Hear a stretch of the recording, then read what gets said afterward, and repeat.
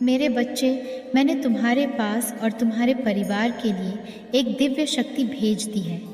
तो आज के इस संदेश में जान लो, अब से तुम्हारी सारी समस्या खत्म हो जाएगी। ये दिव्य शक्ति तुम्हें हर कष्ट से बनाने की शक्ति रखता है। इसे साधारण शक्ति समझने की भूल मत करना, वरना बहुत बड़ी मुश्किल हो जाएगा। मेरे प्रिय बच्चे, आज का संदेश सारी सुख सुविधा तुम्हारे कदमों में लाकर देने वाली है। इसीलिए मेरे बच्चे, इस संदेश को छोड़कर जाने की गलती मत करिएगा। मेरे बच्चे, इसे स्वीकार करने के लिए इसे अभी लाइक कर दीजिए और जय माता रानी लिख दीजिए। मेरे बच्चे, जीवन में इतना संघर्ष देखकर तुम अब अपने अस्तित्व पर सवाल उठाने लगे हो, अपने सपनों पर सवाल उठाने लगे हो, अपनी काबिलियत पर सवाल उठाने लगे हो। तुम्हें ये लग रहा है कि कोई तुम्हारा साथ नहीं दे रहा, तो कहीं तुम ही तो गलत नहीं हो। तुम उन लोगों के हिसाब से खुद को बदलने की कोशिश कर रहे हो। तुम्हें लग रहा है कि शायद मुझ में कोई कमियां हैं, तभी मुझे लोग छुड़ियच कर चले जा रहे हैं। मुझसे कोई प्रेम नहीं करता, मुझे कोई सम्मान नहीं देता। जिस सम्मान का मैं हकदार हूँ तो मैं खुद को बदलकर उनके हिसाब से जीने लगता हूँ।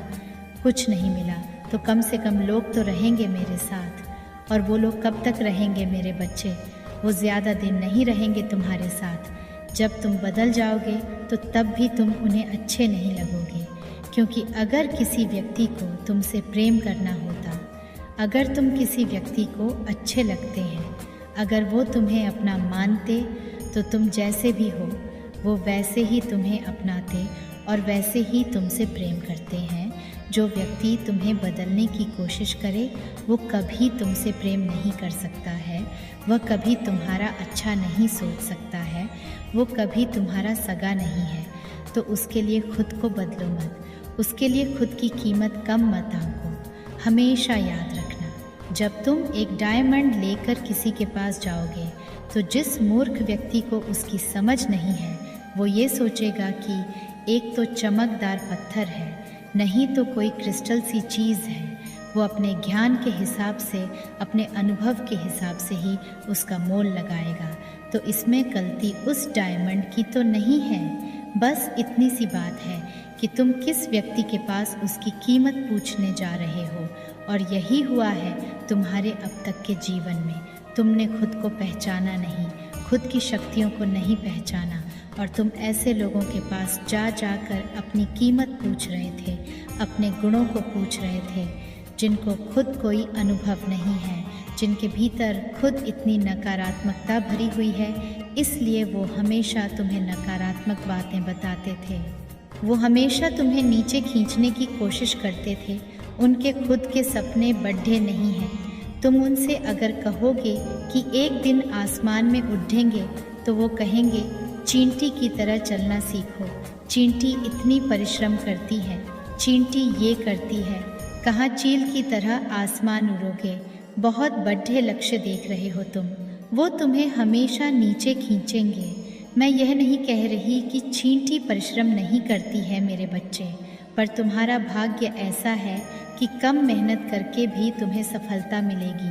पर वो लोग उस चीज़ से वंचित रख रहे हैं तुम्हें। उन्हें पता है तुम्हारी काबिलियत, इसलिए वो तुम्हें पीछे खींच रहे हैं। इसका मतलब ये नहीं कि तुम्हारे अंदर कोई गलती है, इसका मतलब ये नहीं कि तुम खुद को बदल लो।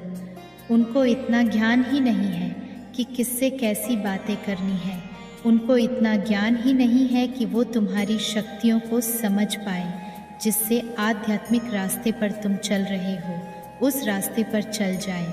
इतनी हिम्मत ही नहीं है उनमें, क्योंकि उस रास्ते पर चलने के लिए बहुत संघर्ष करना पड़ जाता है और बहुत दर्द झेलकर खुद को साबित करना पड़ जाता है जो तुमने किया है।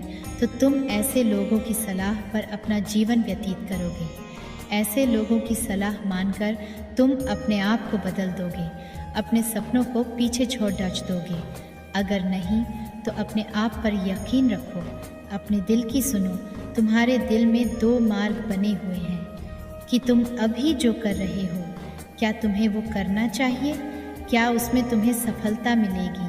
तुम थक जाते हो तो अपने दिल से पूछो, किसी और व्यक्ति से मत पूछो कि तुम्हें यह कंपनी में काम करना चाहिए या नहीं करना चाहिए, तुम्हें इस परीक्षा का इम्तहान देना चाहिए या नहीं देना चाहिए। ये सवाल सिर्फ अपने दिल से पूछो, और अगर तुम्हारा दिल कहता है कि तुम इस परीक्षा में सफल होगे, अगर तुम्हारा दिल कहता है कि इस कंपनी में इस जगह पे काम करके तुम्हारे सपने पूरे होंगे, तो सिर्फ अपने दिल की सुनो। और अगर तुम्हारा दिल नहीं करता है, अगर तुम किसी और के दबाव में आकर कुछ कर रहे हो, तो वह काम छोड़ दीज दो। सिर्फ खुद पर यकीन रखो, दूसरों पर निर्धारित होना छोड़ दीज दो, दूसरों की बातों में आना छोड़ दीज दो, और दूसरों की बातों को सुनकर खुद पर, अपनी काबिलियत पर उंगली उठाना बंद कर दो। मेरे बच्चे, तुम बहुत असमंजस में फंसे हो कि माता, मैं अपने अतीत को पीछे छोड़ ढाकर आगे बढ़ जाऊं, या फिर से उस व्यक्ति का हाथ थाम लूं। जो कुछ भी हुआ मेरे साथ वो सब कुछ भूल जाऊं, या अपने जीवन का एक नया अध्याय शुरू करूं। मेरे बच्चे, मुझे पता है तुमने अपना बेस दिया कि तुम अपने जीवन के उस अध्याय को ख़त्म कर दो। अपने जीवन के उस चैप्टर को तुम हमेशा के लिए भूलना चाहते हो, पर तुम्हारे मन में एक डर है कि माता, अगर मैं वह सब कुछ भूलकर उस व्यक्ति को छोड़ ढाकर आगे बढ़ गया और मुझे कभी सच्चा प्रेम मिला ही नहीं तब, माता, अगर मुझे कभी सफलता मिली ही नहीं तब, अगर मैं हार गया तब माता, इस बात का डर तुम्हें अंदर ही अंदर खाए जा रहा है मेरे बच्चे।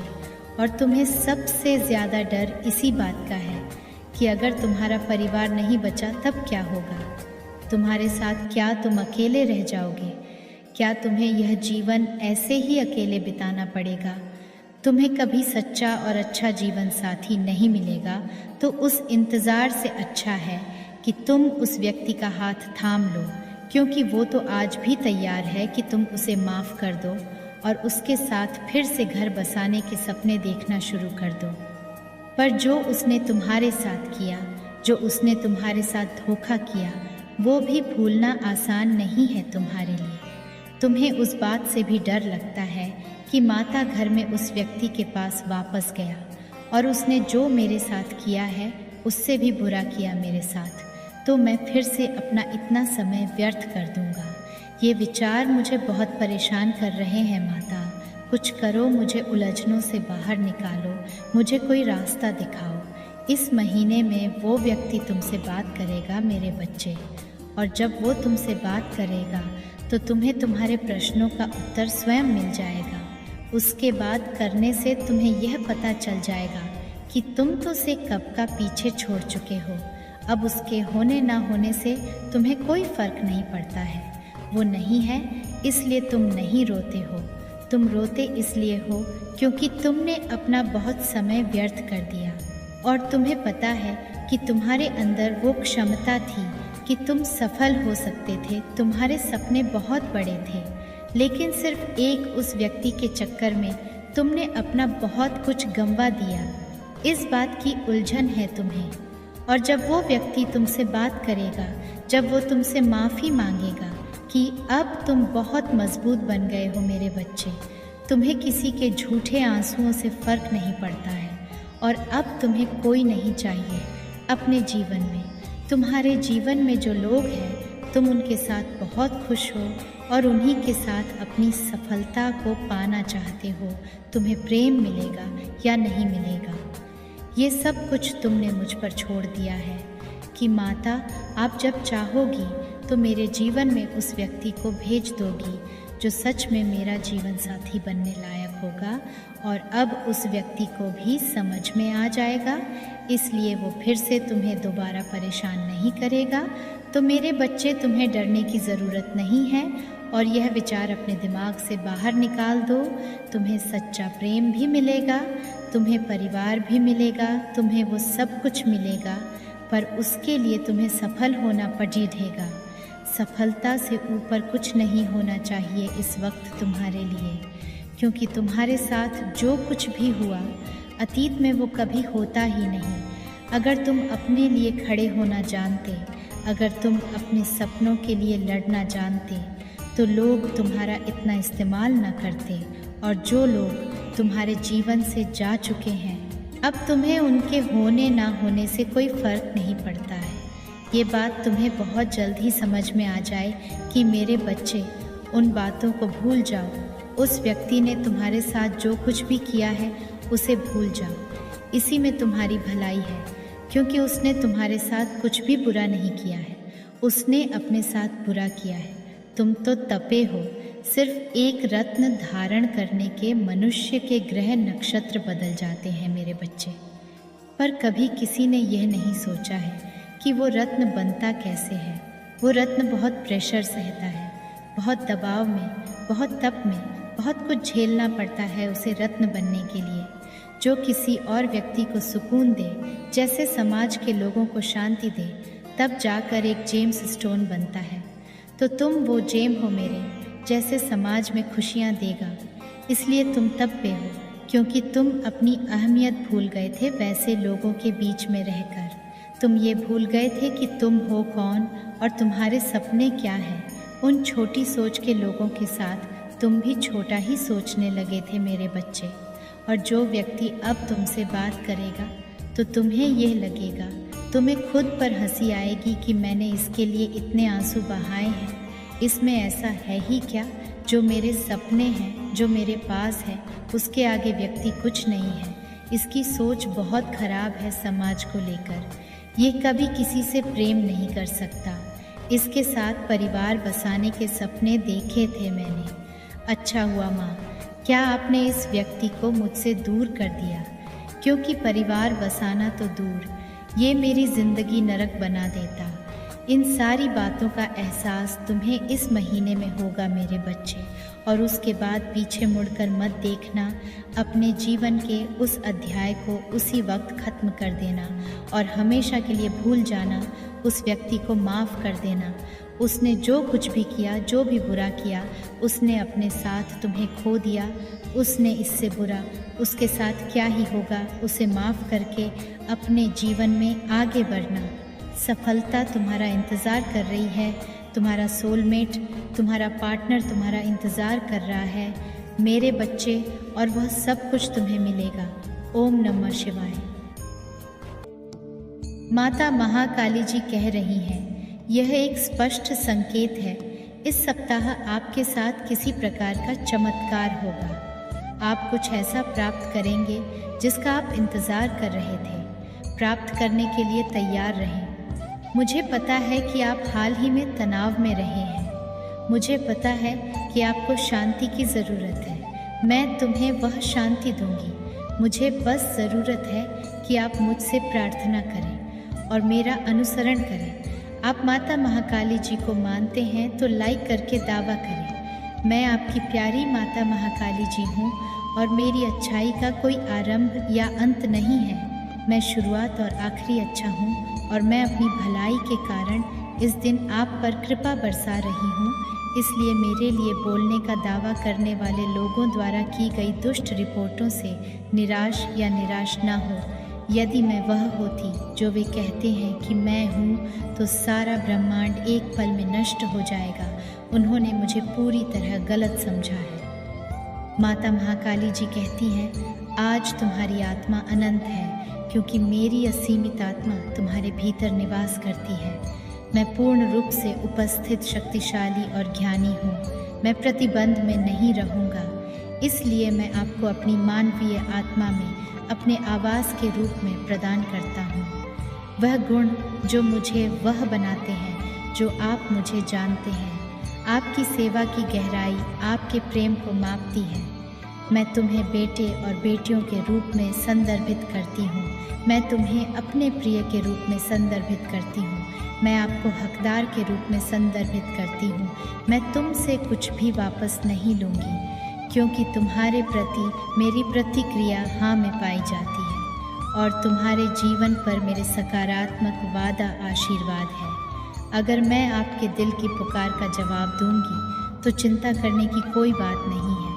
आपका समाधान माता महाकाली जी है। चारों ओर देखो और जियो। सिंहासन को समझने के लिए माता महाकाली जी की ओर देखें। यह समझने के लिए सिंहासन की ओर देखो। कि मैं तुम्हारे भीतर कौन हूँ, मेरी कमर से ऊपर की आग और मेरी कमर से नीचे की आग। आप में रचनात्मक चमत्कार पैदा करना जो अभी आपके जीवन को बदल रहे हैं। इसलिए अपने दिमाग को मेरे विचारों के लिए खोलिए और पता लगाइए कि आपके भीतर मेरी क्षमता कितनी हसीन है। स्वास्थ्य, शक्ति, आनंद और जीत के पूर्ण एहसास में सांस लें। हमेशा आगे देखना, हमेशा उन बेहतर चीज़ों की प्रतीक्षा करना जो मेरे पास आपके लिए है, क्योंकि आपने मेरे नाम का आह्वान किया है और मुझ पर अपना भरोसा रखा है। अगर आप माता महाकाली जी में विश्वास करते हैं तो 11 या 11 टाइप करें। माता महाकाली जी कहती हैं, महिमा में संसार एक स्वर्गीय क्षेत्र है जहाँ कुछ भी संभव है। संभावना के दायरे में आए, उस वास्तविकता में प्रवेश करें जहाँ मैं अनायास आपके हृदय की गहरी इच्छा को संतुष्ट करती हूँ। जब आप मेरे चेहरे को देखते हैं, प्रेम का चेहरा आप पर साकार, प्रदर्शित और प्रकट हुआ है। माता महाकाली मेरे साथ आ, क्योंकि मैंने तुझे चुन लिया है। मैं हाथ के बने घरों में नहीं रहता, मैंने तुम्हें चुना है। आप मेरे जीवन के कब, कहाँ और कैसे हैं, मुझे अपने जैसा रहने दो। अब मेरा और इंतज़ार नहीं होगा। मैं तेरी मंजिल हूँ, कोई जगह नहीं है जहाँ आपको जाना चाहिए, क्योंकि मैं यहाँ और अभी हूँ। इस दिन आपके लिए सब कुछ संभव है। द्वार खुल रहा है। इस दिन आपके लिए सब कुछ संभव है। द्वार खुल रहा है। अपने से बाहर जाओ। सुविधा क्षेत्र, कमी से दूर कदम, बीमारी से दूर कदम। यहीं पर सब कुछ बोधगम्य है, क्योंकि मैं समय का महाकाली जी हूँ। आप परिस्थिति के शिकार नहीं, आप कार्य, कारण या मानवीय प्रभाव के अधीन नहीं हैं। ये आपके आने वाले राज्य का क्षण है। मेरी इच्छा पूरी होने का समय आ गया है। चमक दर्ज करें। मेरी उपस्थिति के उस धुएं को देखिए जो आपको घेर रहा है, आपको बदल रहा है। और आज मेरी महिमा में आप जैसे हैं वैसे बने और जाने जाने का कारण बन रहे हैं। माता महाकाली जी आज हमें बताती हैं कि आपका जीवन प्रत्यक्ष में नहीं अपितु अदृश्य में जिया जाता है। दृश्य चीज़ें बदलती हैं, वे मेरे राज्य की अदृश्य चीज़ों द्वारा नियंत्रित होते हैं, जो कि तुम लोगों का मूल वातावरण है। घूंघट के